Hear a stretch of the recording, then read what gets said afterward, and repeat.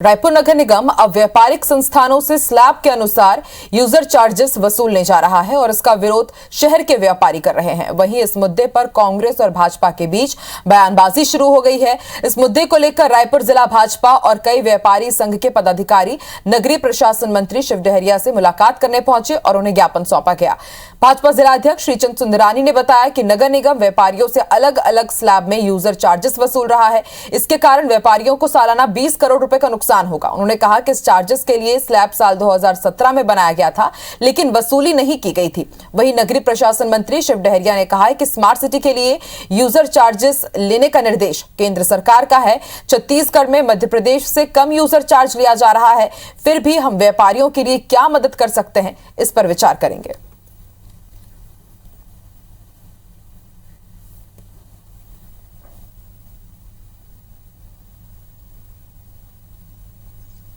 का निर्देश आया कि अनिवार्य रूप से यूजर चार्ज लेना है। तो रायपुर नगर निगम अब व्यापारिक संस्थानों से स्लैब के अनुसार यूजर चार्जेस वसूलने की तैयारी कर रहा है और इसके ही साथ जो व्यापारी हैं उनको समर्थन मिल गया है बीजेपी का।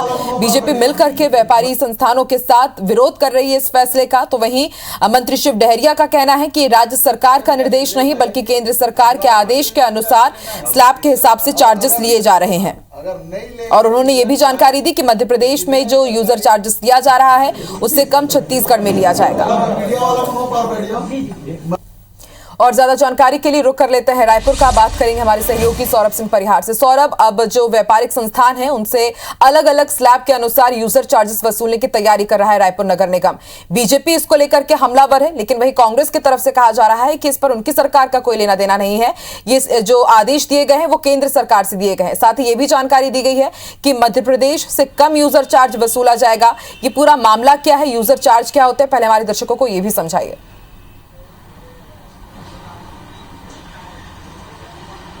बिल्कुल, देखिए कांचा, आप देखिए कि पूरे छत्तीसगढ़ को स्वच्छता के मामले में पिछले दिनों केंद्र सरकार ने पुरस्कृत किया है, अवार्ड मिला है उनको।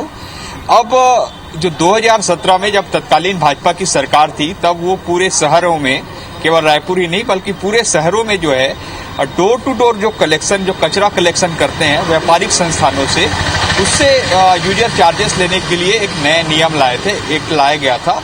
चूंकि 2017 और फिर 2018 में चुनाव थे तो राज्य सरकार अर्थात तत्कालीन भाजपा सरकार ने इसे लागू नहीं किया था। उसके बाद जब 2018 में जब छत्तीसगढ़ में कांग्रेस की सरकार बनी है, उसके बाद 2021 में पिछले दिनों जो है ये देखने को मिला 2 महीने पहले कि रायपुर नगर निगम इस यूजर चार्जेस को यहाँ पर लागू करने के लिए जो है प्रावधान किए। और उसके बाद जो है जितने भी व्यापारिक संस्थान हैं, आपको बता दें कि जो डोर टू डोर कलेक्शन होता है कचरा का, उसमें भी कई श्रेणियां हैं। जैसे आप देखेंगे कि घरों से जो डोर टू डोर कलेक्शन होता है, कचरा लिया जाता है, जो गाड़ियां चलती हैं, व्यावसायिक संस्थान है, मेडिकल है, तो सभी की दरें अलग अलग है। जैसे आप अगर घरों का देखिए, जो आवास है उसका जो है 20 से 30 रुपए तक लिया जाता है। इसी तरीके से जो व्यापारिक संस्थान है उनकी दरें भी निर्धारित हैं। लेकिन 2017 में जो स्लैब टैक्स बनाया गया था, जो स्लैब लिए जाने थे वो अलग अलग प्रकार के थे। अब इसी का विरोध जो है व्यापारी वर्ग जो कर रहे हैं और इस पर जो व्यापारी वर्ग के साथ अब भाजपा भी जो है कूद पड़ी है और सीधे तौर पर राज्य सरकार पर आरोप लगा रही कि राज्य सरकार जो है व्यापारियों के लिए सही निर्णय नहीं ले रही है, जबकि ये नियम 2017 में बनाया गया था लेकिन लागू नहीं हुआ था। इसी को लेकर भाजपा और कांग्रेस के बीच बयानबाजी शुरू हो गई है। और दूसरा एक चीज बताना यहाँ पर जरूरी है आकांक्षा, क्योंकि रायपुर शहर जो स्मार्ट सिटी के अंतर्गत आता है, तो ऐसे में जो केंद्र सरकार ने दिशा निर्देश जारी किए गए हैं स्मार्ट सिटी के लिए, तो उसके तहत यूजर चार्जेस लेना जरूरी ही है। हालांकि यूजर चार्जेस कितना लेना है, कितना नहीं लेना है, इसकी जो फिक्स करना है वो राज्य सरकार को करना है। और यही जो चार्जेस ले रहे हैं, जो पैसा पहले जो फिक्स किए गए थे, ये 2017 के हैं और यही जो है लिया जाना है अभी। इसी का विरोध शुरू हो गया और भाजपा का कहना है, खासकर जो व्यापारी वर्ग से जुड़े लोगों का कहना है कि इस पूरी प्रक्रिया से लगभग सालाना 20 करोड़ रुपया का नुकसान व्यापारियों को होगा। तो वही दूसरी ओर ये भी कहना है कि जो स्लैब जो अलग अलग बनाए जा रहे हैं, चाहे 500 वर्ग फुट से कम के या 1000 वर्ग फुट से ज्यादा के या व्यावसायिक कॉम्प्लेक्स के, सभी के स्लैब अलग है। तो ऐसे में मांग की जा रही कि इस स्लैब को जो है लागू ना किया जाए और जो निर्धारण पहले हुआ था उसी को ही लागू किया जाए। बिल्कुल सौरभ, देखने वाली बात होगी बड़े यूजर चार्ज का। बीजेपी के साथ ही जो व्यापारी वर्ग है वो भी इसका विरोध कर रहे हैं। देखते हैं आगे क्या कुछ होता है इस पूरे मामले में। शुक्रिया पूरी जानकारी के लिए। और आइए अब आपको सुनवाते हैं क्या कुछ कहना है भाजपा जिलाध्यक्ष श्रीचंद सुंदरानी का। उसके साथ ही मंत्री शिव डहरिया ने इस मामले में क्या कुछ कहा। यूजर चार्ज होता है उसके संबंध में उन्होंने ज्ञापन दिया है कि व्यापारियों को यूजर चार्ज कम करना चाहिए।